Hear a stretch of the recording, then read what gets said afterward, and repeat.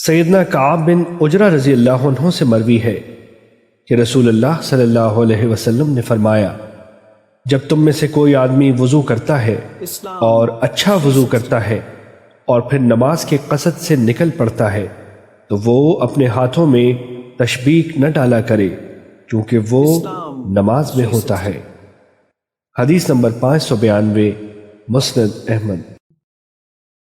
سیدنا عقبہ بن عامر رضی اللہ عنہ سے مروی ہے، وہ کہتے ہیں میں نے رسول اللہ صلی اللہ علیہ وسلم کو یہ فرماتے ہوئے سنا، جب بندہ وضو کر کے مسجد میں آتا ہے تو اللہ تعالیٰ اس کے ہر قدم کے بدلے 10 نیکیاں لکھتے ہیں، پھر جب وہ مسجد میں نماز پڑھ کر وہیں بیٹھ جاتا ہے تو وہ روزہ رکھنے والے اور قیام کرنے والے کی طرح ہوتا ہے یہاں تک کہ وہ لوٹ آتا ہے۔ حدیث نمبر 591، مسند احمد۔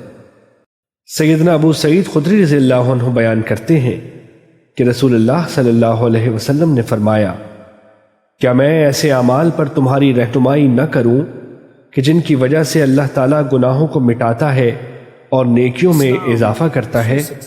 لوگوں نے کہا، جی کیوں نہیں اے اللہ کے رسول۔ آپ صلی اللہ علیہ وسلم نے فرمایا، ناپسندیوں کے باوجود وضو مکمل کرنا، مسجدوں کی طرف زیادہ چل کر جانا اور ایک نماز کے بعد دوسری نماز کا انتظار کرنا۔